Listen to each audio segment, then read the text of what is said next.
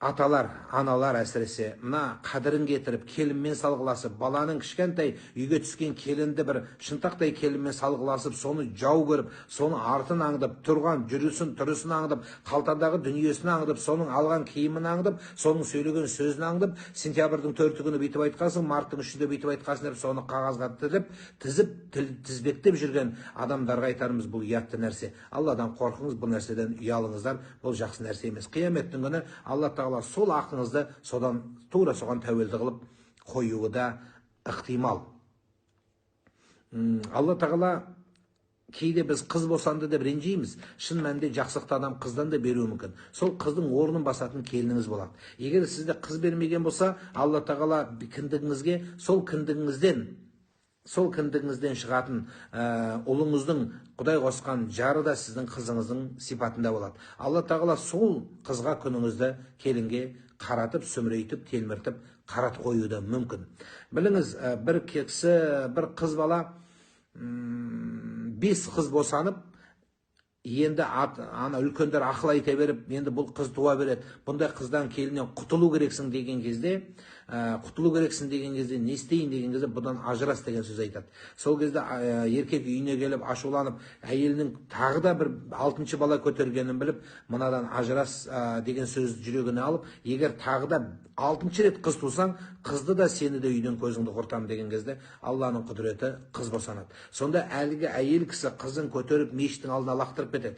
Мешітке келген жамағат мешіттің алдында бала жатқанын көріп, аңның ол сәбидің қыз екенін көріп ешкім алмайды. Сөйтіп 2 рет, 3 рет жасағаннан қыз қайтадан өз үйіне келеді. Еркек үйіне келіп, амал жоқ, әйелі босанған, әйелінен енді күнделікті өміріне көңілі толады. Ата-анасы қалай айтса да келінді сақтап қалуға тырысады. Сөйтіп сол сақтап қалған кезінде бір қызық оқиға болады. Алла Тағала енді 7-ші ұл береді, содан кейін тағы ұл береді.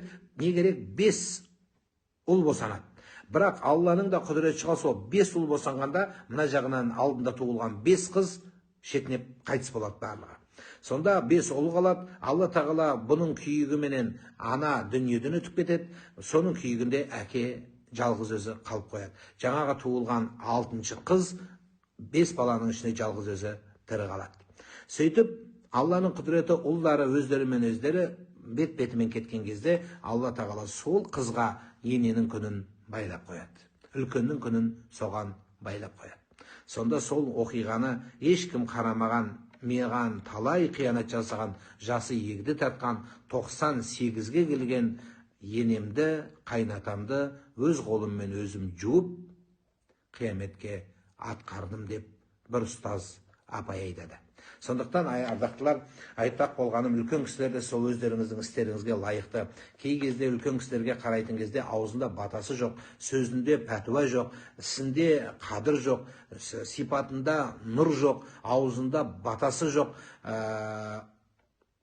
ілетін қағатын үлгісі жоқ. Кейбір сондай адамдарды көрген кезде амал жоқ, қынжылып қаламыз.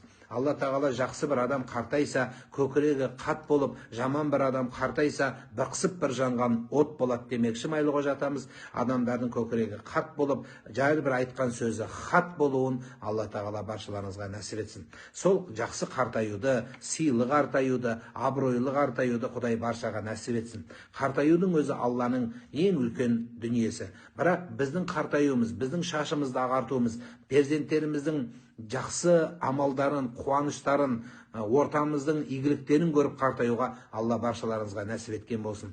Кейбір адамдар уайыммен қолымызды жайғанда именно неге 2 қолды жайып ұстаймыз ұстаз? Анчо бір қолмен ұстайды, бір қолмен не істейсің? Бұны шығайсың ба, не істейсің енді? Бүйтіп отырасың ба, не істейсің енді? Бір қолмен не істейсің енді?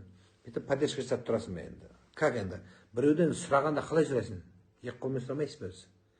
Сұраудың сипаты, мысалы сүйгеннің сипаты қорғау, а сұраудың сипаты не? Сұраудың сипаты қол жаю. Сондықтан 2 қол жайлады. Салем, можно с девушкой обниматься, целоваться и спать после открытия?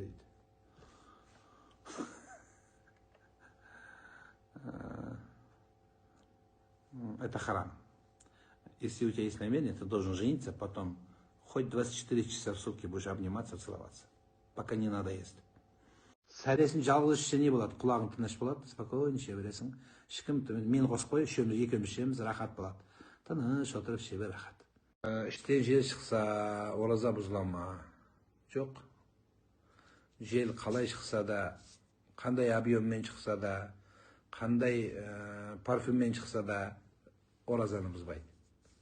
Енді қарның жарылып кетсе ғана бұзылады, оған басқа бұзылмайды.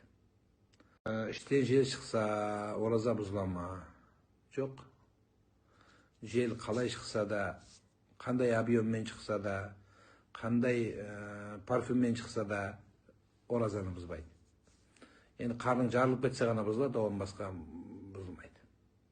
Ең біріншісі тақуалық тілден басталады дегендей, ақсақал кісі ақсақалдыққа немен өтеді десе, тілмен өтеді деген екен. Тілмен қалай өтеді? Аузынан тілінен жақсы сөз шығып, аузынан көпірген жақсы бата шығып, елге, үйдегілерге жексұрын болмайтындай сөзін азайтса, ақсақалдықтың бірінші қадамы сол болады. Ақсақалдықтың қадамы көрінген нәрсеге тиісіп, әйелімен салғыласып, кемпірменен ұрысып, келіндерге жексұрын көрінгеннен бар ақсақалдық қасиетіңіз тарай бастайды, жоқ бола бастайды. Алла кәрілік өзі еш нәрсені аямайды. Барлық нәрсені сындырады, шашпен сақалды ағартады, буынды ауыртады, бірақ сіз соған немен жеттіңіз, мәселе сода. Дұғаның шартын айттық. Дұғаның шарттарын бүгін айны бізде бәріміз айтамыз.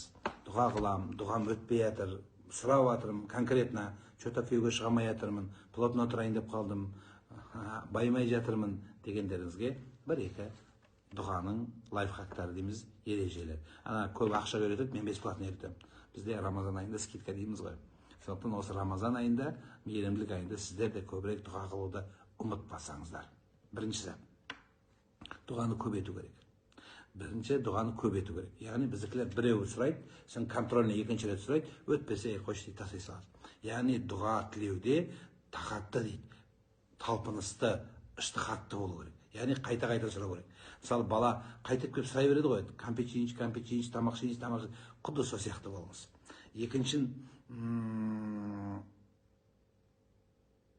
қуанышта да, қайғыда да, барда да, жоқта да, күндіз де, түнде де, қуаныш пен қиыншылықта да үзілмейсіз.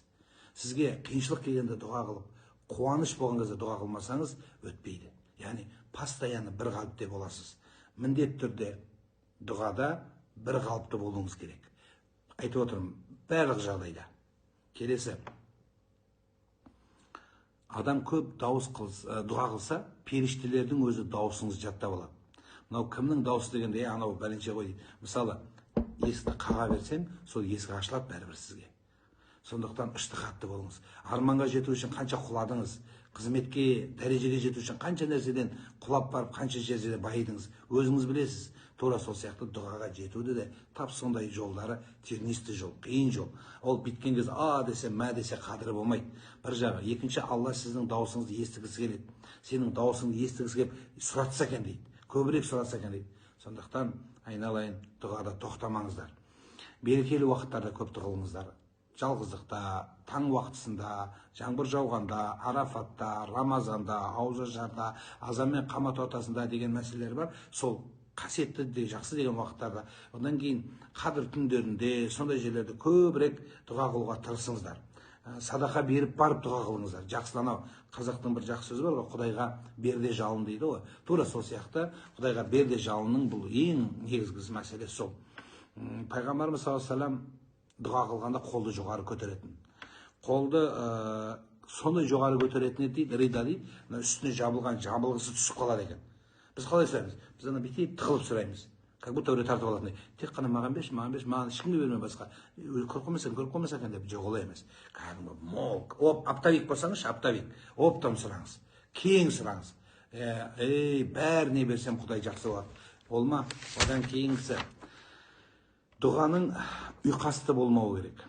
Дұға ұйқасты болмау керек. Яғни мынау батам батпасын, батам жерде жатпасын деп, анау бізге бердің ет, мақсатыңа жет, бізге бердің шай, көңілің болсын жай деген керек жоқ. өз тілің деген айт. Ана ұйқасты болып шах мат қою шарт емес. Біздікілер сондай ана Балғанбек Имашев сияқты ақын болғысы келеді да, ақын керек жоқ. Қысқа айтсаң болды. Ұйқасты болу шарт емес. Яғни ұйқасты болған сайын дұғаның қабыл болуының шарт себебі сол деп айтады. Дұғаны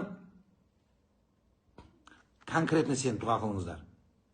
Конкретно сен дұға қылыңыздар. Қазір ең аптовый дұғаны үйретем, соны жаттап аласыздар, Құда қаласа.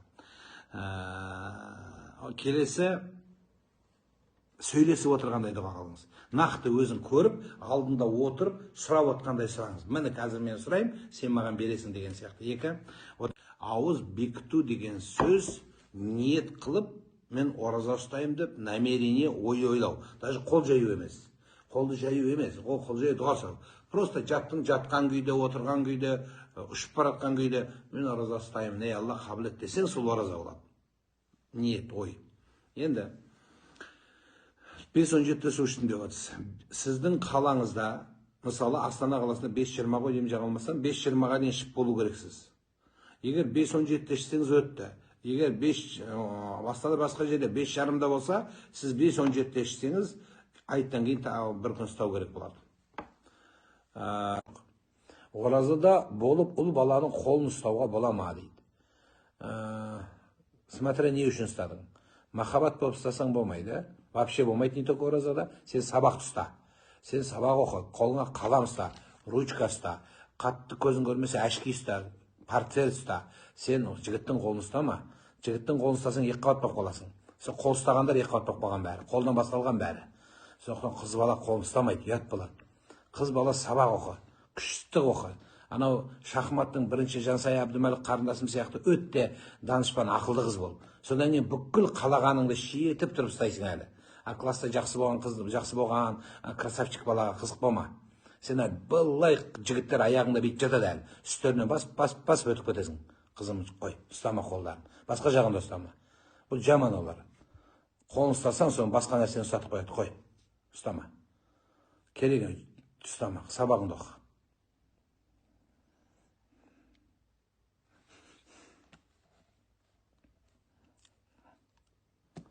Ұят болады. Содан кейін сумкасын сатып қояды.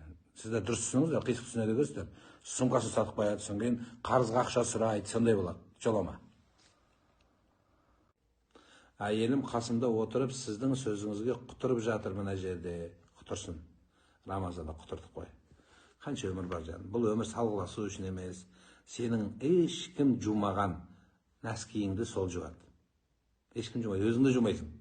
Соны сен нәскиің жай жумайды. Жуардың алды искеп қояды, менің шалым деп. Сондықтан қуанып қой соған, мәз болсын. Соған дұға қыл. Еркектер, Құдай қосқан жарларыңызға дұға қылыңыздар. Тура сол сияқты әйелдер де Рамазан айында бір-бірлеріңізге дұға қылыңыздар. Я Алла, осыны амандық бер. Осы дені сау болсын. Енді көбінесе жастар мән мағынасын білмейді, кейінірек түсінеді. Пітерді сол суммада беру керек пе, одан көп беруге бола ма? Енді Алла сені байғыса.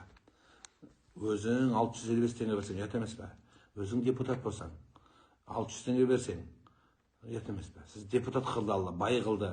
Мінберді сөйлейтін қылып қойды. Соған жағдайға қарай беріңіз. Ер адамға алтын неке жүзігін киюге бола ма? Жалпы еркек адамға алтын жараспайды. Әйел адамға жарасады. Қыздарыңызға, қарындастарыңызға, әйелдеріңізге алтын тағыңыздар. Алтын алып беріңіздер. Тифани, Мифанидың бәрін түр-түрін алып беріңіздер. Картия, Мартияны. Біздікілер үйтіп айтсаң, тоқалдарын әперіп бәлеға батыр ғой. Жоқ, әйелдерге әпер десем, тоқалдарын әперіп өткенде бәрі. Жоқ, мен тоқал деп айтқан жоқпын. Мен әйелдеріне деп айттым. Қарындастарына, аналарына деп айттым. Сондықтан алып беріңіздер, тағат. Еркек адамға алтын жараспайды. Енді күміс тақса болады деп айтады, жүзік. Жүзік тақса болады деп айтады. Пайғамбар саллаллаху алейхи таққан, бірақ пайғамбар саллаллаху алейхи оны сүннет ретінде тақпаған. Біреулер келіп, я Расулалла, біз сіздің атыңыздан анда барамыз, мында барамыз. Елдің бәрі бір документ жазып бересіз, қағаз. Сол қағазға не сұрайды? Печат сұрайды. Сіздікі екендігінде пайғамбарға сондай Мұхаммад Расулалла деген бір не жасап берген. Печат. Сол печатты тағып жүрді деген мәселе кітаптарда келеді. Бірақ бұл еркектерге тақ деген емес. Қазір бұны Сұлтан Сүлейман сияқты тағып алғандар бар бүйтіп, қолдарына бүйтіп. Обручальный кольцоға келетін болсақ, обручальный кольцо деген жалпы исламда жоқ. Неге? Өйткені еркек адамға 4 қатын алуға болады ғой Құран бойынша. 4 әйел алса қалай тағады? Екеуін былай таға ма? Жоқ, бір қолына 4 табличка тағып ала ма? О, 4 қатыны бар екен деп тақпайды. Ондай нәрсе жоқ.